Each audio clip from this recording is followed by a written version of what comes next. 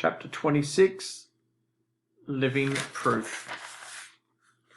The wall of mist still hovered at the edge of Hood's domain, and it was there that the survivors gathered to say their farewells. None quite knew what adventures lay on the other side of the mist, of course. Each of the children had come into the house from a different year. Would they all find that age, give or take a month or two, awaiting them on the other side? Even if we don't get back the stolen years, Lulu said as they prepared to step into the mist, we're free because of you, Harvey. There were murmurs of thanks from the little crowd and a few grateful tears. Say something, Wendell hissed to Harvey. Why? Because you're a hero. I don't feel like one. So tell them that. Harvey raised his hands to hush the murmurs. I just want to say, we'll probably all forget about being here in a little while. A few of the children said, no, we won't, or we'll always remember you. But Harvey insisted. We will, he said.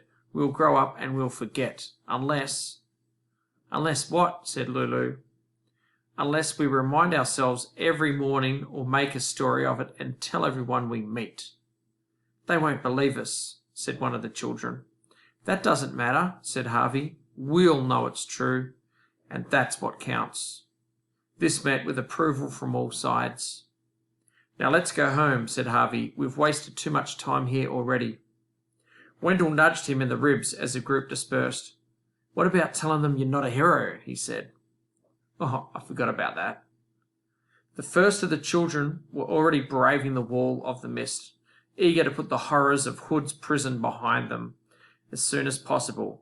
Harvey watched them fading, and with every step they took, they wished he had had a moment to talk to them, to find out who they were and why they wandered into Hood's grip.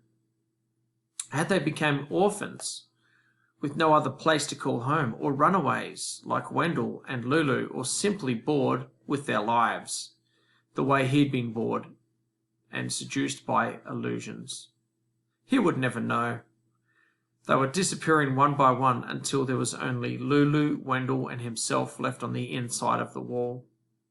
Well, Wendell said to Harvey, if time really is set to rights out there, then I'm going back a few more years than you. That's true. If we meet again, I'm going to be a lot older. You may not even know me.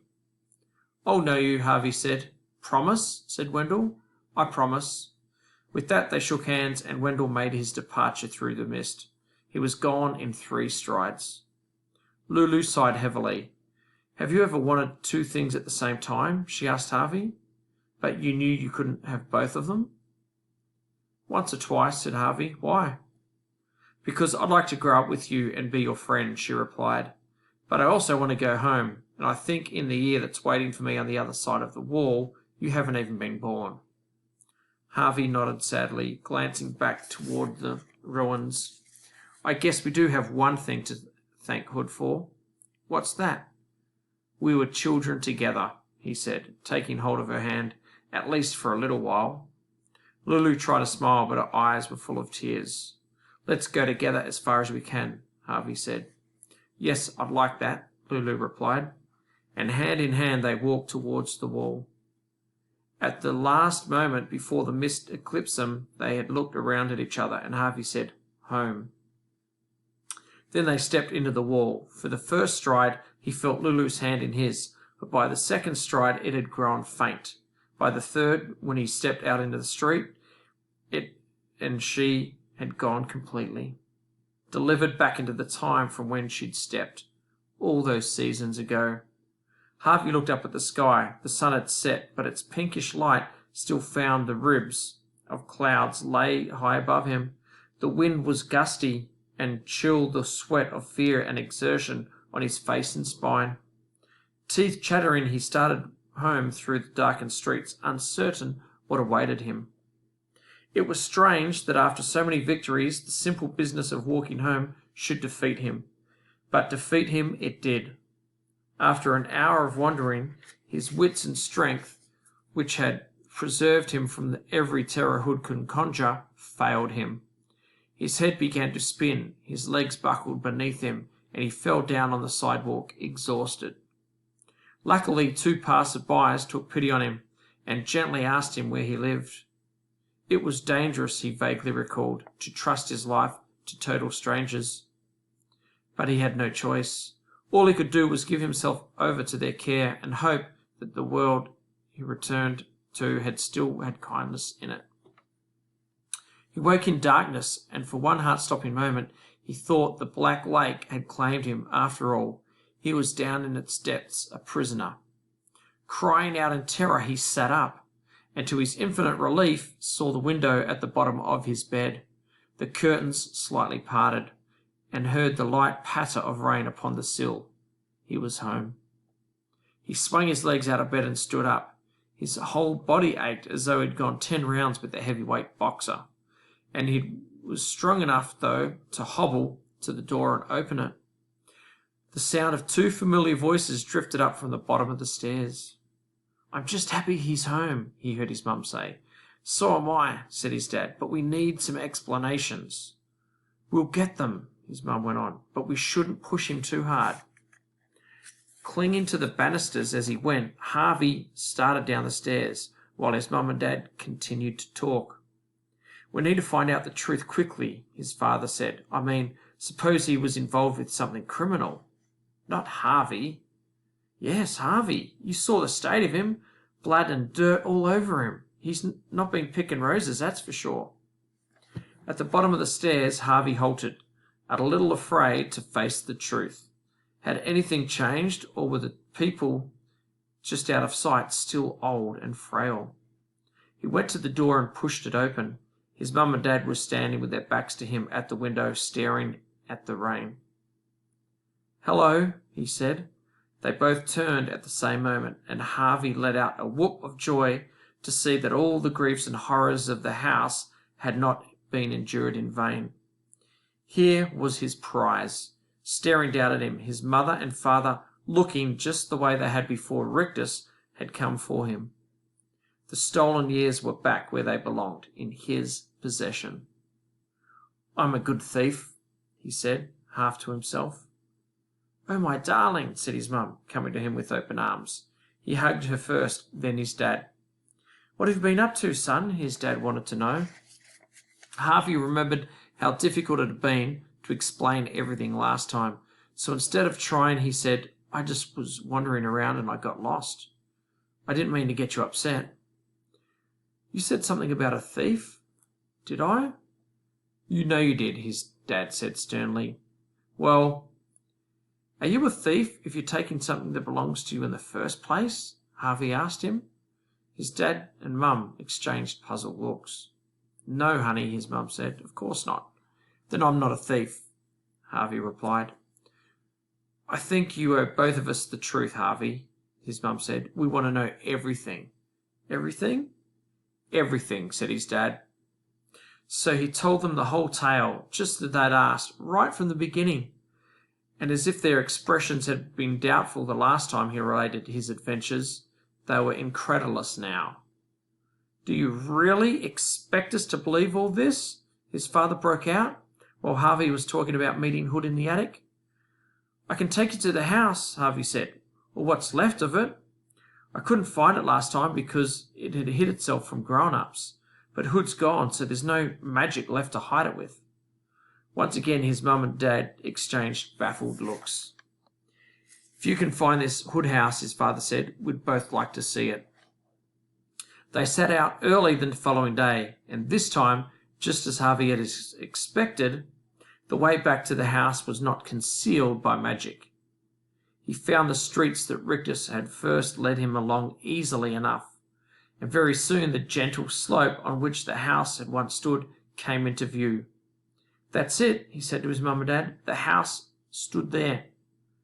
"It's just a hill, Harvey," his dad said. "A hill covered in grass." It was indeed a surprise to see that the ground on which so many terrible deeds had been done had greened so quickly. "It all looks rather pretty," his mum said, and they stood there and came to the place where the mist wall had stood.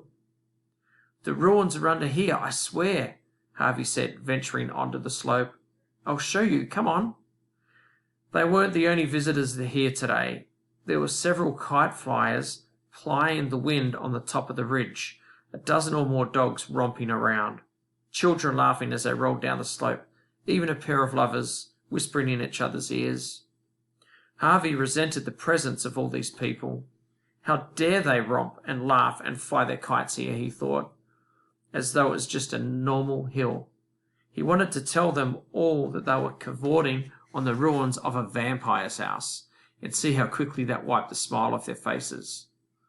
But then he thought perhaps it was better this way, better that the hill not be haunted by rumours and stories. The name of Hood would probably never cross the lips of these lovers and kite flyers, and why should it? His evil had no place in happy hearts. "Well," said Harvey's dad as the three of them climbed the slope, "this house of yours is well buried." Harvey went down on his haunches and dug at the dirt with his bare hands. The ground was soft and gave off the sweet smell of fertility. "Strange, isn't it?" said a voice. He looked up from his labours, both his fists full of dirt. A man a little older than his father was standing a few yards from him, smiling. "What are you talking about?" Harvey asked. "The flowers, the ground," he said. "Maybe the earth had its own magic. Good magic, I mean, and it's buried Hood's memory forever." "You know about Hood?" Harvey said. The man nodded. "Oh, yeah." "What exactly do you know?" Harvey's mum asked. "Our son here has been telling us strange stories." "They're all true," the man said. "You haven't even heard them," Harvey's dad replied. "You should trust your boy," the man said. "I have it on the best authority that he's a hero." Harvey's dad stared at his son with a twitch of a smile on his face. "Really?" he said. "Were you one of the Hood's prisoners?" "Not me," the man said. "Then how do you know?" The man glanced over his shoulder, and there at the bottom of the slope stood a woman in a white dress. Harvey studied the stranger, trying to make out her face, but her wide-brimmed hat kept her features in shadow. He started to get to his feet, intending to take a closer look, but the man said, "Don't, please. She sent me here in her place, just to say hello. She remembers you the way you are, young, that is, and she'd like you to remember her the same way." "Lulu?" Harvey murmured. The man neither confirmed nor denied this. He simply said to Harvey, "I am much obliged to you, young man. I hope to be as fine as a husband to her as you were a friend." "Husband?" Harvey mouthed. "How time flies," the man said, consulting his watch. "We're late for lunch. May I shake your hand, young sir?" "It's dirty," Harvey warned, letting the earth run between his fingers of his right hand. "What could be better between us," the man replied with a smile, "than this healing earth?"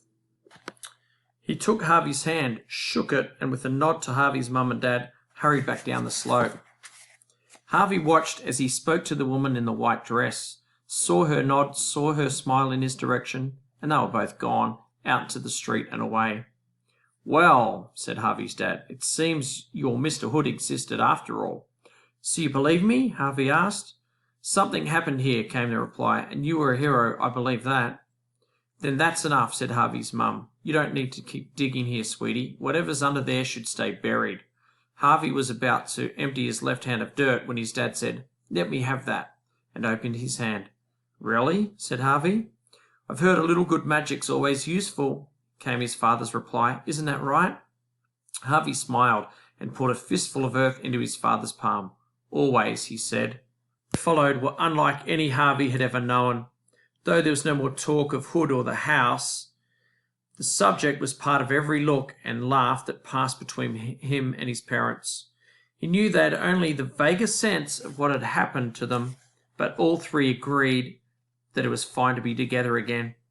Time would be precious from now on. It would tick by, of course, as it always had, but Harvey was determined he would never waste it with sighs and complaints. He'd fill every moment with the seasons he'd found in his heart, hopes like birds on a spring branch, happiness and warm summer sun, magic like rising mists of autumn, and best of all, love, love enough for 1,000 Christmases.